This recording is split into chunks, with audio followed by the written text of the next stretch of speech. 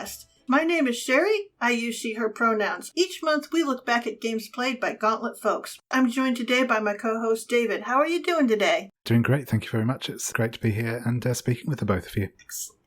We have with us this month Alexi Sargent of Cloven Pine Games. Hi, Alexi. Hi. Good to be here. For our first segment, each of us gets to go over the RPGs that we played in September and October. And we talk in depth about one game we played on the Gauntlet calendar. So, David, how was your gaming in September and October? Yeah, I've had a lot of good games the last couple of months. I'll start off with my games I've played that haven't been on the Gauntlet. I have been in an ongoing campaign of Forbidden Lands, which has been a little slow the last couple of months. We've only got together a couple of times to play it. Well, internet-wise got together at any rate. But that's still proving quite fun. I've been continuing to play some games of what was formerly Decline Oblige with Jammy, now known as the Twilight Throne. Hopefully we'll be hearing more on that at some point in the future. And I've also, for the first time in a couple of years now, I've actually got back to playing some Pathfinder 2nd Edition, which was a lot of fun. It was enjoyable to get back into something that had a little bit more crunch, a little bit more building of characters in it. It was also the first time I've played in ages face-to-face at like a little sort of mini-con with some friends, so I had a whole lot of fun with that. On the Gauntlet, I have played in games of Sleepaway, Hearts of Wulin, and Stephen's run of the Gauntlet Reading Club, which was a run of Thirsty Sword Lesbians inspired by the webcomic Cosmonites. That was really good fun. Myself personally, I've also run an ongoing series of The Between, which I've been having a whole lot of fun with as well. And the game that I'm going to talk about in more detail today is Bed, Breakfast and Beyond, which I played at our last Gauntlet Community Online Gaming. So, Bed, Breakfast and Beyond. This is a hack of Brindlewood Bay by Alicia Furness and Chris Bissett. This was published by the Gauntlet in Codex Starlight 2. I'm not sure if that's available on DriveThruRPG yet. It was certainly available through our Patreon, and I'm sure will be on DriveThru in time if it isn't at the moment. But this is a game about playing an elderly gay couple who run a B&B together in the town of Brindlewood Bay, where there are some mysterious disappearances and mysteries that they investigate. This is I keep wanting to call it a duet game, though I suppose it technically isn't a duet game because it's 2 players plus GM, so a trio game, I guess. But that's the premise of it. This game, as I said, is a hack of Brindlewood Bay. I'm going to kind of assume that if you're listening to this podcast, you probably already know what Brindlewood Bay is, but because I am aware that there are people out there who do this thing where they don't start at the very beginning of a podcast run and listen to it from the thing, I will give a brief overview.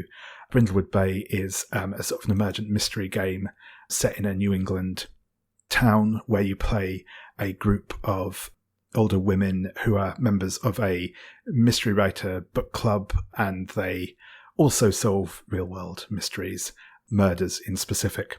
So that's kind of the premise of Brindlewood Bay. That's by Jason Cordova, again published through the Gauntlet.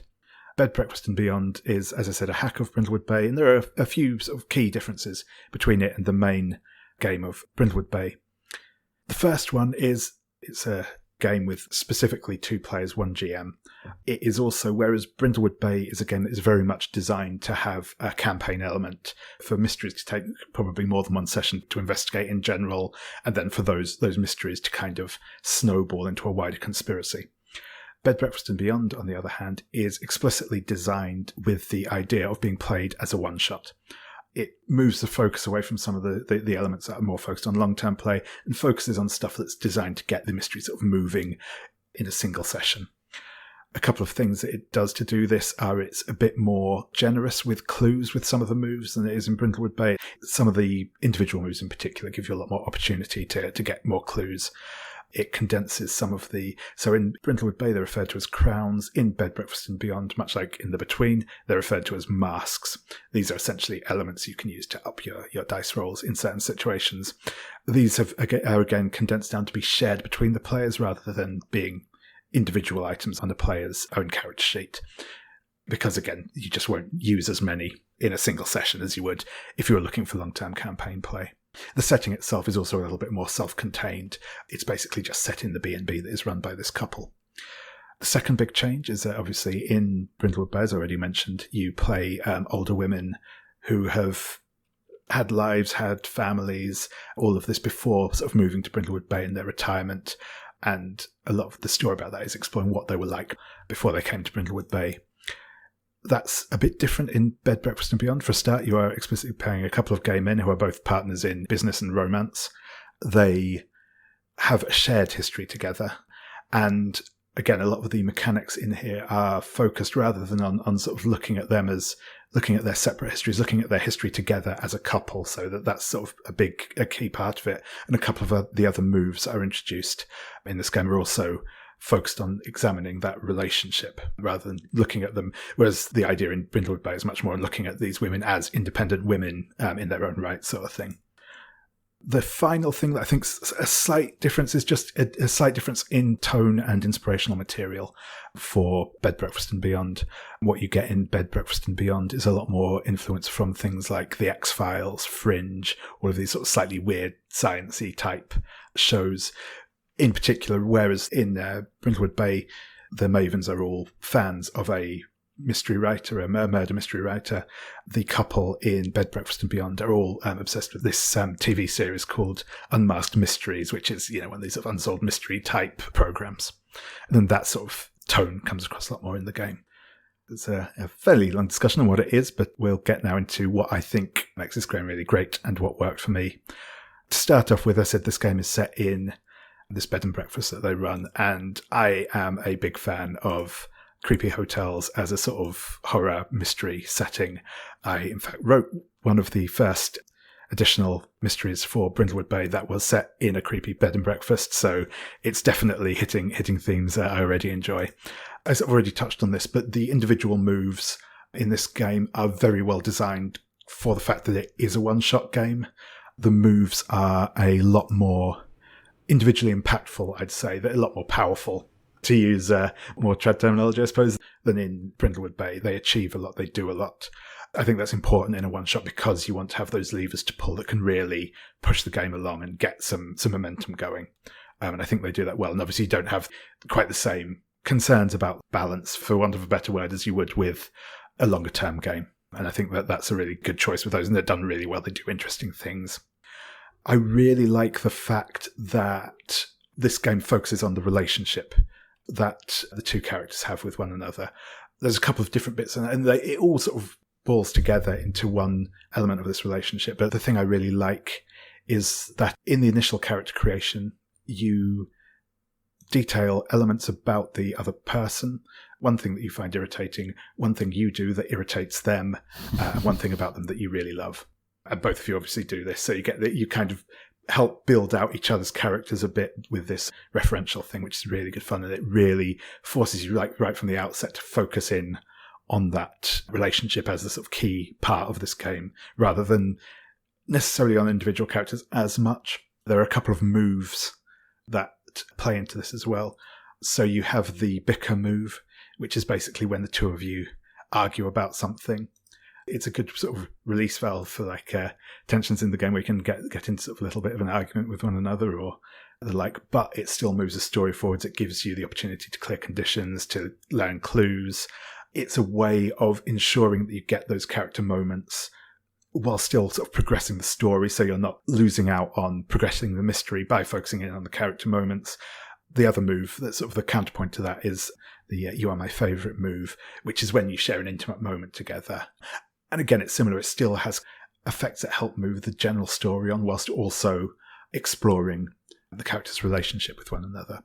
So in some games where, especially again, talking about playing it as a one-shot, where you might feel like you have to, it would be nice to have a chatting character, but we've got to keep solving the mystery. You can have those moments together and still solve the mystery. And I think that's a really excellent choice and really helps foreground that relationship as an essential and important part of the game, which I think is something that's actually quite rare in role-playing games in general. I think you find a lot, and this was sort of feedback I had from a couple of players from last time I ran it, that you have a lot of games that do focus on romance or, being sexy badasses or whatever. but not so many that are focused on being part of a long-term, mostly stable relationship. And I think it's really, really nice to see that represented in a game. The other thing that I think is done really nicely in this, I already mentioned that they kind of condense the masks together, so you have one shared pool that you both pick from. And when one person has picked one thing, that's obviously now off the table for everyone else. But the masks of the future in specific, the masks of the past are really great because they let you, again, like I said, explore the shared relationship history that you have. But the masks of the future, I think, are really interesting because they are much more immediate than the masks of the future in Brindlewood Bay. Again, focusing on that one-shot play, particularly the final mask sort of moves you on to finishing the game as one of the characters sacrifices themselves to save the other, and you immediately move into that theorize move, like you would in a Brindlewood Bay game. And I think that's a really, again, in a one-shot game, that's a really, really solid choice for just saying, okay, things are getting hard, we're getting towards the end, we're just going to pull the emergency brake on this now. Yeah, it's the big red button that says, go to the climax now. Yeah, exactly that. So I think that those, I've not actually seen it used a couple of times I've run it, but the fact that it is there, I think, is a really, really clever choice by Alicia and Chris there. I think, I mean, it's probably not covered everything I like about this game, because I like a lot about this game, but we'll move on to the bits I'm slightly less sure about now. I'll start off with the general caveat that I always come into with Brindlewood Bay, with the Between. And it's not a problem I have with the game, but the way the emergent mystery works, some players really, really do not like it. And I think you have to be absolutely upfront about the fact that, yes, there is no canonical answer. The clues I give you have no canonical links to one another or anything else. You will be coming up with all that yourself. I don't have a problem with that. I think it's a neat idea. But some people really do have a personal issue with that, as it were. And I think that's something you kind of have to accept, I suppose, that some people just aren't going to get with that. But if they aren't going to get with that, then they should not play this game. It's as simple as that. There's no way around it. And it's just something that you, if you are planning to play this game and you know or you think that one of your players might really rub against this badly, you need to have that discussion with them and check that they're happy with it. That is a consistent problem with if they do not like that there is no the answer. Yeah. And sometimes it's GMs who have more of a problem with it than they expect to. It's just something you have to be aware of. Like I said, I'm not less sure about it from my perspective. I think it's a great idea, but I think it's something that sort of consistently comes up sort of in discussions about this sort of style of game. The game comes with the rules changes and the mystery specifically written for the game. I have a couple of very small quibbles with the mystery itself that, not big things, but I think for a start, the mystery comes in at complexity 7, which, without getting too far into the mechanics, essentially, to get a positive on the dice roll to work out the mystery, you want to have more clues than the complexity of the game. Even with the game being more generous in a one-shot with how many clues it gives out, I think 7 is too high a number to put in there at base if you're looking to resolve this in a 4-hour session. You're looking at that point to cover at least 8 clues to be rolling with a positive number, which is potentially going to be difficult to get, especially depending on which individual moves the players pick, how familiar the players are with how the Brindlewood Bay Between style games work. When I ran this recently, in fact, I think possibly the time before as well, but certainly the time I ran this recently, both of the players I had for it had played or run or even written for Brindlewood Bay before, so they were both very experienced role players in general. Bit of a leg up there. Exactly. And they got a decent number of clues through, but it was still, I lowered the complexity a little bit for that run. And yeah, it was still, they could have got like a complexity 7 one in there in the end, as it turned out. But yeah, it was a push to get that far, I think, in some ways. Yeah, you would have to hit really hard on the clues. Wow. Yeah. I can see that. Like I said, it's not a big thing. It's easy enough to change that complexity. But, and I'll touch on this a little bit when we're in the moment, if you think, I'll start off by running a one-shot of this and see how it goes, and you haven't had previous experience running it in particular, but also if the players haven't had previous experience with it, going with it as written could just be a little bit of a pain point, I think. The other thing, and again, it's not a big deal, but I feel like the initial situation in this is very mysterious and spooky, but it's not an immediate problem. Also, a higher balance of the NPCs are all people external to the bed and breakfast, when the focus of the mystery itself is very much on the bed and breakfast. And I think that these two factors kind of combine to mean that it can feel a bit too soft at the start, whereas I think you want to really come in, particularly again for a one-shot, you really want to come in with a strong opening that sort of drags the players into the action. And I think it doesn't quite do that. Again, it's a really nice, like creepy cold open, but I feel like you really want something that's just going to engage the players a little bit more from the outset. Well, compared to Brindlewood Bay, by default, Brindlewood Bay, each session there's a murder, and you have to solve the murder, and that gives you immediate impetus. And then there's this overarching void mystery you're also solving. It feels like this is a one-shot where you're trying to solve something more like the void mystery, but within the context of a one-shot. Yeah, it does have that sort of feeling, which is, I've had some great stories come out of it, and it has worked really well. But again, if you haven't had any previous experience with these games, and I think you could potentially find yourself coming a little bit adrift with this. My general takeaway from this game is I really enjoyed it. I've had a couple of excellent games with it over the last year. It really does do an excellent job of adapting Brindlewood Bay to a one-shot scenario. I definitely heard people saying, I'd like to run Brindlewood Bay as a one-shot thing, so I think it will really get people into it.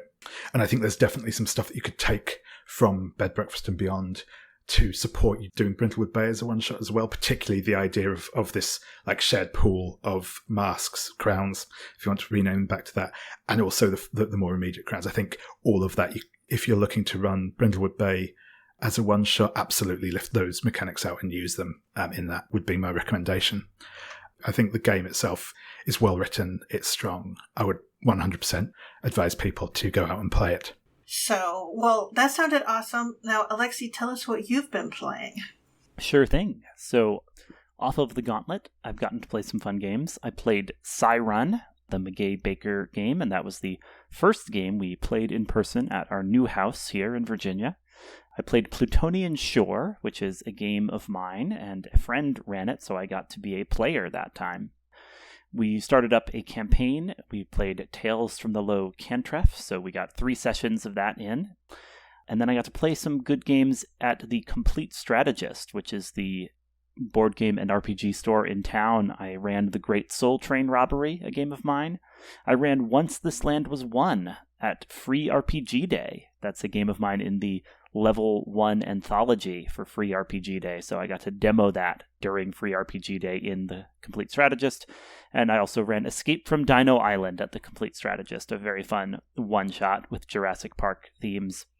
Lastly, at Metatopia, I ran Plutonian Shards. Note the new title. That is the new working title for Plutonian Shore. I got to run that with some fine folks at the online Metatopia last month. On the Gauntlet, I played in Tales from the Low Cantrefs, joining in Jesse Abelman's quarterly series of that, and I ran Bite Marks Innistrad Howl Pack. I'm going to get to talk about both of those series over the course of this podcast, but the one I'm focusing in on for this section is Tales from the Low Cantrefs. So Tales from the Low Cantrefs is a hearth fantasy coming-of-age game powered by the apocalypse. It's designed by Luke Jordan of Games from the Wild Wood and is currently in playtesting. You can sign up for them to send you a playtest packet of Tales from the Low Cantrefs whenever they put out an update to it. I got to join in on the Gauntlet for the second village of Jesse Abelman's quarterly series, and I played Kareth the Blade, an impulsive young fisherman eager to prove his worth by wielding his father's enchanted harpoon. We were playing in a village that was on an island surrounded by mists and the restless dead. It's a really good game. I'll talk a little about some of the things that worked for me. This is a game with some moves that really sing in play. I want to highlight the basic move Stand Fast, which says when you stand fast against your fear or an adult, roll plus courage, which tells you right away this is a game about young people, not only facing their fears, but sometimes standing up to grown-ups who are, as frightening as any of the magical dangers they might encounter out there in the wilds. The miss result for Stand Fast is great. On a miss, your traitor heart pounds like panicked thunder in your ears. Choose what you lose and then be prepared for the worst. So very poetic. The game brings you right into this poetic mode of young adult fantasy. Each playbook has a set of milestones that you choose from at the beginning of the series, and these define things you want to see your character experience. There could be good or bad things, right? They may not be things your character wants, but you, the player, have picked out these milestones, and these really help to drive forward character arcs. A couple milestone examples. This is from the Bell, the socially focused playbook. There's milestones like set a firm boundary with a loved one, resolve an entrenched or violent conflict, deliver terrible news to someone, protect someone by lying to them, rile a crowd into a mob by mistake. And so these are a number of options the Bell can choose, and you can see how you set yourself up the possibilities of a really cool arc from the beginning of the game by picking those out. And you're, of course, flagging that for other players in the GM. These are things I'm interested in seeing my character do. Our Belle in this village picked out a number of those and has managed to hit them all by the end of the series. But it meant when the time came and she had terrible news to deliver, we were all on the edge of our seats thinking okay, is she going to deliver that terrible news, or is she going to protect someone by lying to them? Because of course, if you've picked out both of those, you could kind of go in either direction. For my own sake, I took the milestone take a terrible wound for a friend, which was my last outstanding one in our final session, and then we're getting towards the end of our adventure and someone else is in deadly peril, and it's okay, well, I know what I have to do. The time has come. I'm throwing my way in the way of that, and whatever else happens, I know I'll have hit this milestone. The series came to a bittersweet ending, as that vignette might suggest, but I think because the game is open to that, because the game makes clear that there is a darkness and melancholy at the edge of all of these young people's adventures, it works for me that a bittersweet ending is very possible, and indeed a slowly building apocalypse is happening in the background as you do your character epilogues. You are always making the world marginally worse for the most part. Unless you roll really well, the world will be getting less and less hospitable with each series that goes by, because the game is meant to be played with multiple series where you go from village to village with big gaps of time, so the characters don't necessarily know anything about the previous adventures, but the world is marked by the epilogues of the previous village. So that brings me to one thing I'm less sure about, which is what do we do about this slowly building apocalypse? This is something the playtest packet calls out explicitly. It says one thing it doesn't contain is possible ways to expand your game, such as confronting the apocalypse once the time for heroes arrives. So the game really does not leave that on the table by default. You are playing young people who are discovering things about themselves and confronting various mundane and magical troubles, but you are not the destined heroes who are going to fight back this apocalypse. You don't get to see that within the scope of Tales from the Low Cantrefs as it exists right now. And so I'm left wanting more. You come to the end of a series of Tales from the Low Cantrefs. You've created all of this fascinating stuff, and I want to hear that next story. What happens about this apocalypse that has been building, this shadow that has gathered over the Low Cantrefs?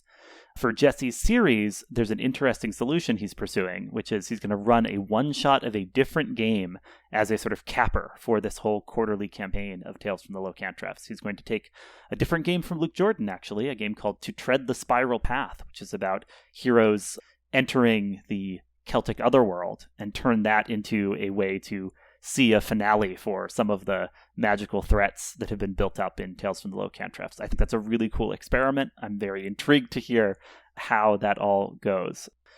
My takeaway about Tales from the Low Cantrefs is I love this game so much, I am playing it simultaneously on the Gauntlet and in person. You might have heard that I was part of an in-person campaign that was going on at the same time as this Gauntlet quarterly series, so I've gotten to see a number of villages, a number of characters, and just fall in love with this game a whole bunch. Spoilers for the Gauntlet Game of the Year podcast, but this is going to be my pick for Game of the Year. I'm excited to see it continue to develop and get out to more players. That sounds resoundingly positive for a bittersweet decline of a game. Yeah, I just wanted to chime in as well. People may remember back, I've spoken about the game before as well. I would agree that it really is an excellent game. I've had the opportunity to both play with Alexi and to run a game of my own back in the previous iteration of the playtest. And it really is a lovely game. Does some clever stuff, so awesome. It's kind of bookended my year because I ran a first series on the Gauntlet with the original playtest packet back at the beginning of the year. And now I'm getting to test it out as a player here at the end. Nice. Right. I guess it's my turn. So I have been playing off Gauntlet, 13th Age, Hearts of Wulin, of course, the Twilight Throne, which is a in playtest, a game by Jammy. I've also been playing Songs for the Dusk and Voidwalkers, which is another playtest. On Gauntlet, I've gotten to play Vergence and Holdfast Station for Star Wars Saturday. I'm going to talk about Vergence today because it is a pretty wondrous and crazy Forged in the Dark game where you're meant to play games with big power and big effect. And touchstones that are mentioned are Chronicles of Amber, His Dark Materials, Kill 6 Billion Demons. So this game is by Small Cool Games. It's available as a beta on itch.io. You should go and check it out and see if maybe this is your jam. It has a wild universe that spans galaxies, and there's 4 different lines of magic and civilizations from this place. It's called the Umbra, and the 4 traditions are Agoros, which is a civilization that lives within the labyrinth of caverns around a huge orb that's the source of their people's power. There's a Serpent, which is this cosmic serpent that's swimming through these galaxies, through the Umbra. It has an ecosystem of its own with peoples living on it or following in the wave of it. Then there's the Maelstrom, and there's just this great, huge, permanent storm that essentially rages around entire worlds and is tremendous. Its peoples live in floating habitats just outside the storm, live off of what's thrown out of it. Of course, you can always just be a powerful wielder from someplace else. You're called the Lost. The thing that's striking about it is it's a game that goes, you know what? You can do big things, big wild things. You have significant powers. But you also have abilities like, you know when someone's telling you a lie. You can tell. You know when they aren't what they appear to be. You know these things. And that's all in one ability. You can suddenly appear if there's any slight reasoning. You can appear in a place for no particular reason. You could just show up there. It's nice. You have significant, huge powers that show up on your rolls, and the game is built to handle this. It comes with 2 big campaign types that you can set your campaign up as a dark conspiracy or as a game of houses. We've been playing a 2-month series of this. It's not enough episodes because it's pretty fun, but everyone had a great time just picking out their characters and jumping in. We had a strong sense of character right away from the playbooks that you have, essentially the role books that you choose from. There are 3, I think, for each of the traditions, the 4 groups. They are wildly different. When people pick something from one place or another, you are not going to be just a slight different shade of another person's role book. This is a big philosophical difference in what you can do and what is important and all of those things. So in playing it, looking back at it, the thing that has worked for me with this game is I'm just struck by that generosity in the writing of, yes, you can do big things. And this is one of the things that when I talk to Jammy about games of that when we play these fantasy games, we enjoy when the writers and the GMs go, yes, player, you can have powers, big things that you can use to solve problems. We just make the problems bigger. Yep. So it's okay. And this is a game that goes, the problems are really big. So you need to be big too. And it is fun and exciting in that. Because they're so big and grand, you have so many options for solving what's right in front of you. The other thing that's ended up being incredibly fun are the connections. Because when you look at them, it turns out that it doesn't matter. When you go to build your connections, you are important in this world. And you have family, and they're important. And right away, you're sort of tied into, like, these connections are actually connections. You can't be just a loner. You have family, you have parents, and they were important because those are the only people you could choose from, are people who are important to the politics of what's going on right now. So there's no kind of sliding in at the margins or anything like that. Everyone's in there and in the tussle.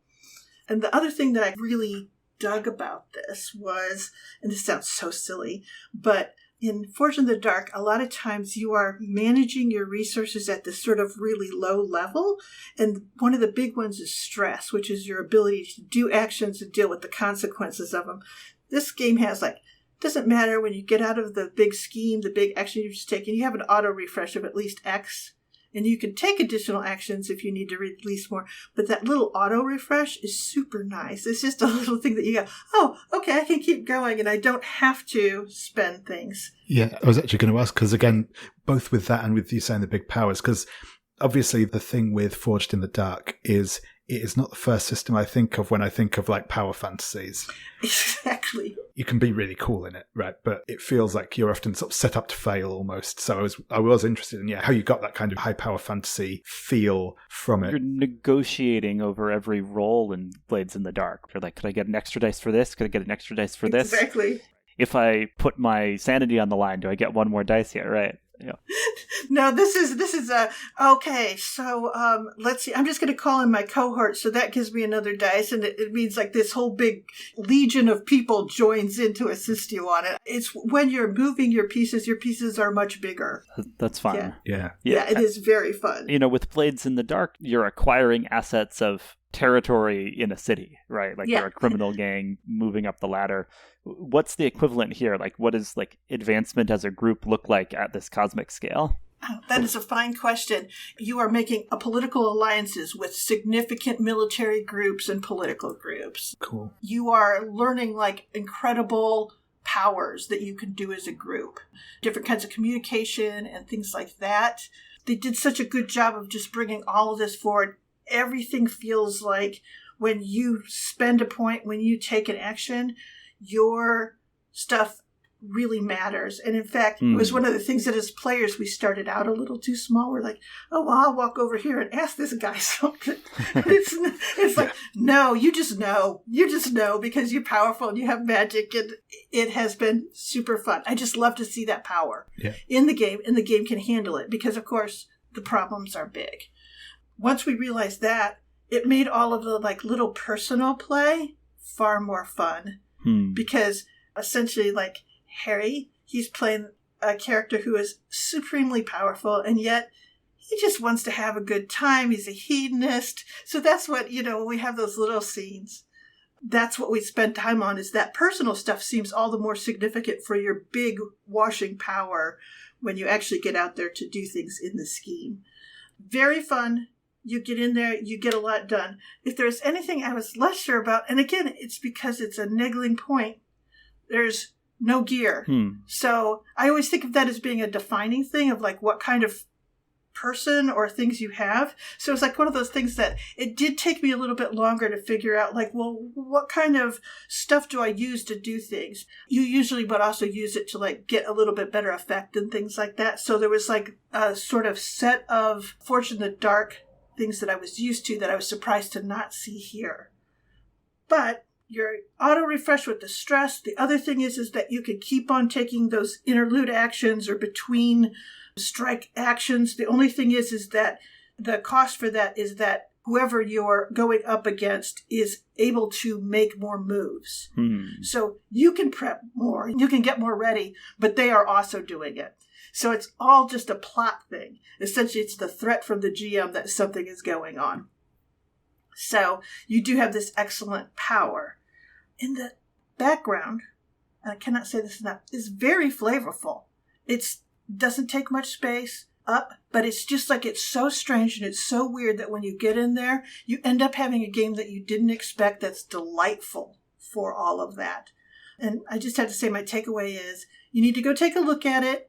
Go, if you think you've got a group who's ready to do something big and wild, some big, because it's like Star Wars level kind of power. I mean, in that way, where you're all significant doers and takers, but it's not a Star Wars universe at all.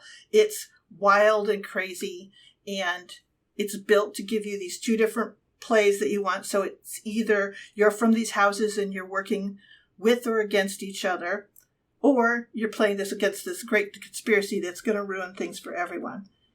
It is a wild pell-mell game. I did not expect it from a Forged in the Dark game, but it's really fun. So go take a look. It's on itch.io. It's called Vergence. It's spelled just the way you think it would be. It's a ton of fun. Go take a look at it. Do you have any questions? That sounds interesting. It does sound like a really interesting take on that sort of Forged in the Dark.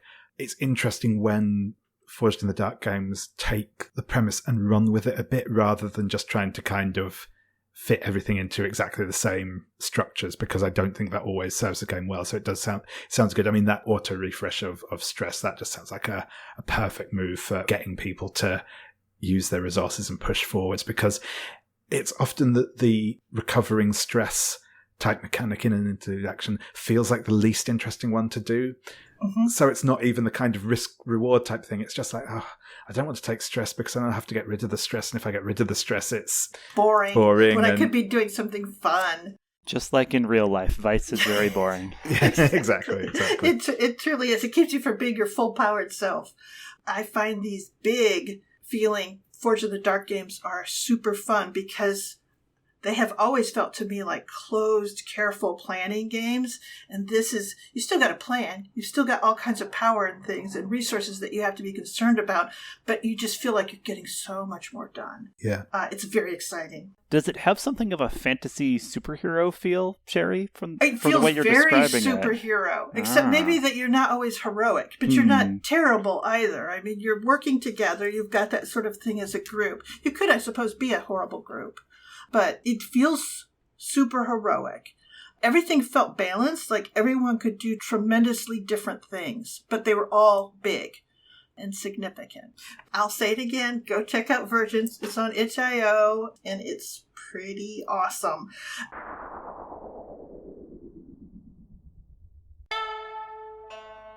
Listeners, we want to let you know that Hearts of Wulin, our PBTA game of wuxia melodrama, is now available as a PDF on DriveThruRPG. Hearts of Wulin emulates films like Crouching Tiger, Hidden Dragon and Shadow, and TV series like The Untamed and Ancient Detective. It is inspired by the Chinese martial arts novels of Jin Yong and Gu Long and their many adaptations. In these tales, romance is as dangerous as a blade. You can buy Hearts of Wulin at the Gauntlet store on DriveThruRPG. You can find more information and resources for it on our Gauntlet blog, on the Gauntlet webpage at gauntlet-rpg.com.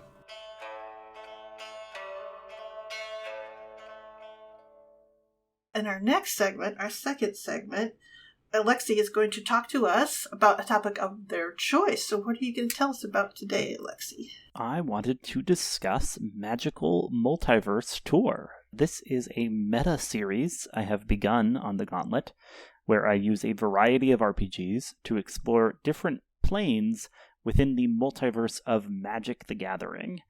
If listeners aren't familiar, Magic the Gathering is a trading card game, one of the most popular trading card games, one of the first trading card games, and in it you sling magical creatures and spells at your opponents. The setting and lore of Magic have developed over its nearly 30 years of existence into an expansive multiverse with some very fascinating world building for its various planes.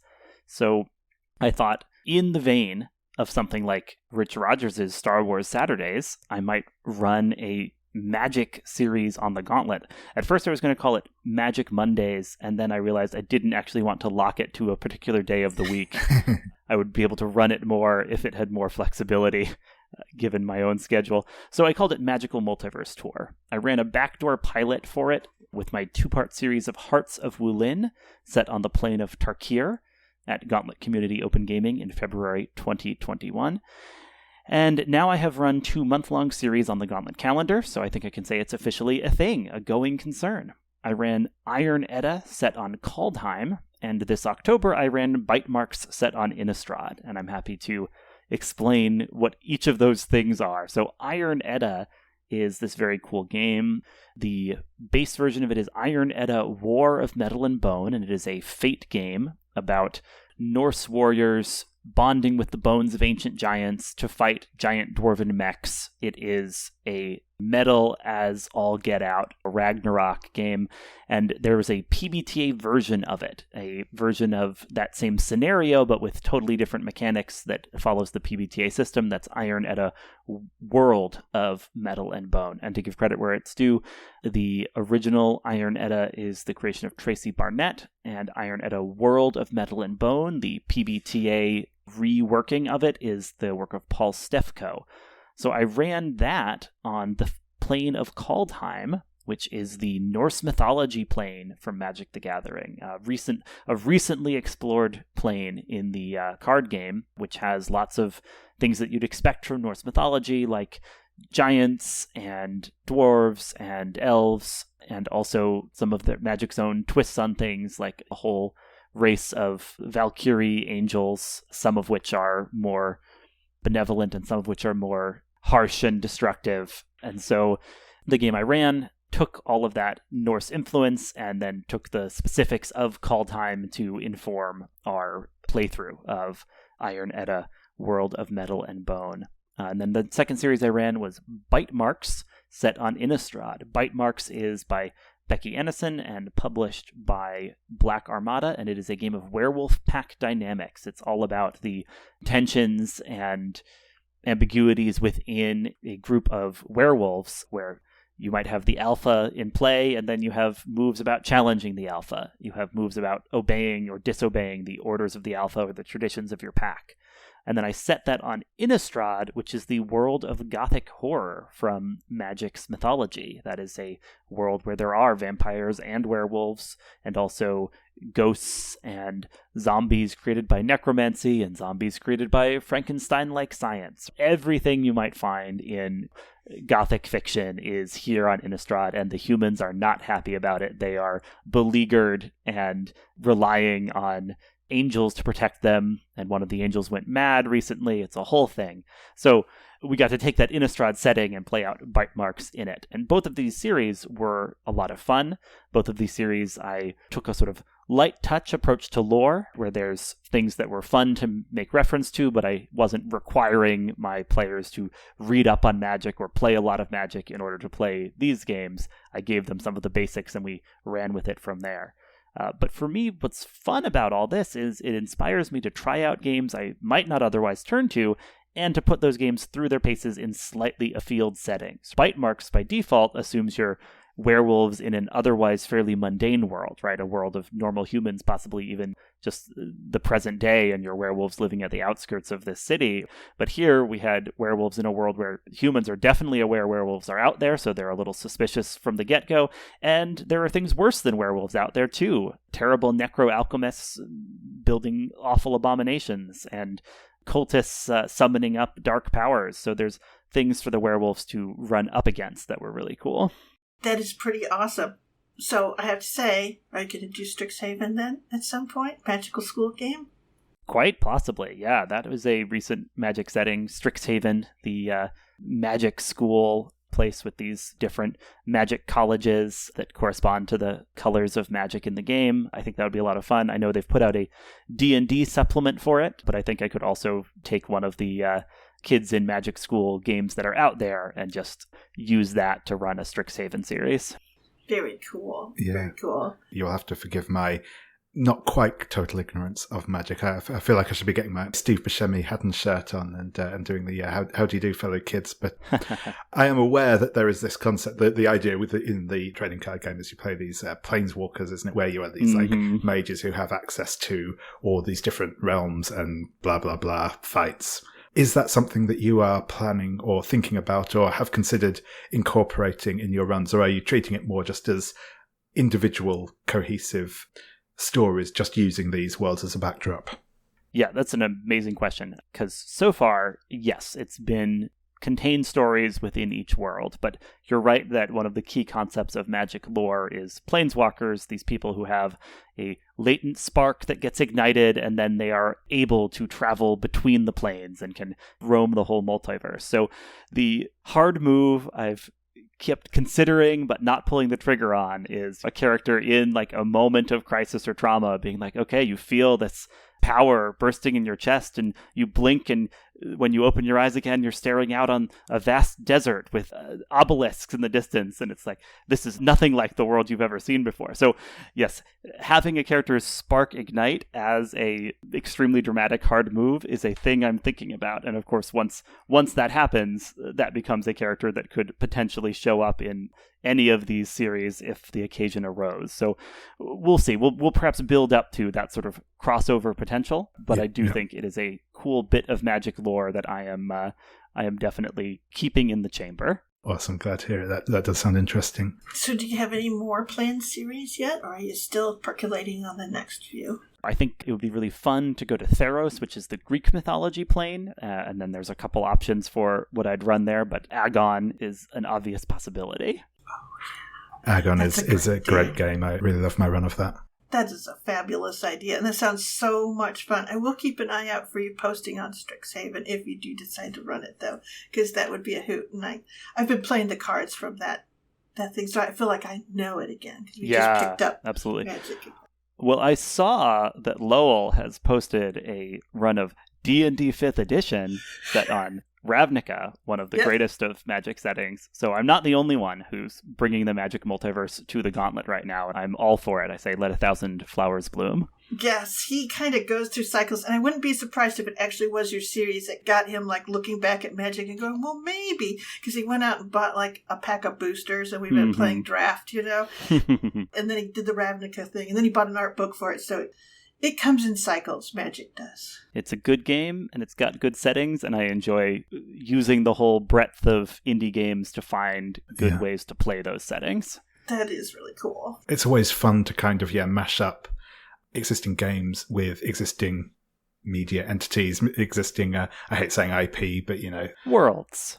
Stephen's been running a couple of games with the Gauntlet Reading Club, which I kind of originated to the extent it was an original idea last year. So it's been, and I really like the creative stuff that comes up when you sort of both take a look at the aesthetics and also the themes of particular pieces of media and how they can like interact with and what sort of alchemy happens when you put it in touch with the game and with players and stuff. So what we've been doing with it sounds really cool. Thank you very much.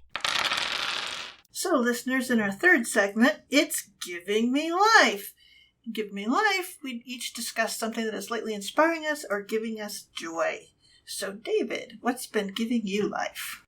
What's been giving me life this week is I've finally gotten around to sitting down for a few hours with Affinity Publisher, working out how to get stuff into layout. As I've been doing more writing and stuff recently in general, but I finally wanted to be able to like pull the trigger and actually like get stuff looking vaguely presentable. It's been fun just to lose myself in learning a new technical skill again. I think it's been great. I forgot just how suckered into a like hole I can get of just spending like 3 hours straight staring at the screen without moving when I'm doing something new, which was interesting. So that's been good. Hopefully by the time this podcast comes out, I may have even got some stuff released in a more official sense than just endlessly showing people links to Google Docs. All right. That sounds good for all of us then. Alexi, how about you? Well, Sherry, today is my birthday. Happy birthday, Happy Alexi. birthday. As of our recording, probably not the day that this comes out. I'm in the midst of birthday celebrations. And one of the nice things is I'm going to play a game online with my siblings. We are far flung. We're all over the country, but we're going to come together and play a birthday one-shot of my game Plutonian Shards tonight, and I am looking forward to that. All right. And for me, I have to say that it is probably the new update or new DLC for Animal Crossing New Horizons, the Happy Home Paradise DLC. I had the Happy Home game for Animal Crossing for the DS back in the day, and it was one that I just kept on playing, and this game is just as fun and bigger and more crazy, and it's been a delight. It's pretty and sweet and kind and full of all kinds of cute little characters. It's very mellow. They always say positive things, even when you've done a terrible job. It's the best thing for your heart. So, if you play Animal Crossing at all, do consider the Happy Home Paradise DLC. It's very fun. If you like to lay out home, do interior decorating. That's what you would want. Okay, well, listeners, that's our show. Alexi, David, and all the others. It's been a great couple of months of games on the Gauntlet. Listeners, you can find out more about the Gauntlet at www.gauntlet-rpg.com. There, you'll be able to find articles, podcast information, and links to our forums. You can also follow us on Twitter at GauntletRPG. And if you're interested in playing with the Gauntlet, do check out our forums or check out our Patreon at patreon.com/gauntlet. Remember, the hard part of all of this is just spelling gauntlet right. Thank you.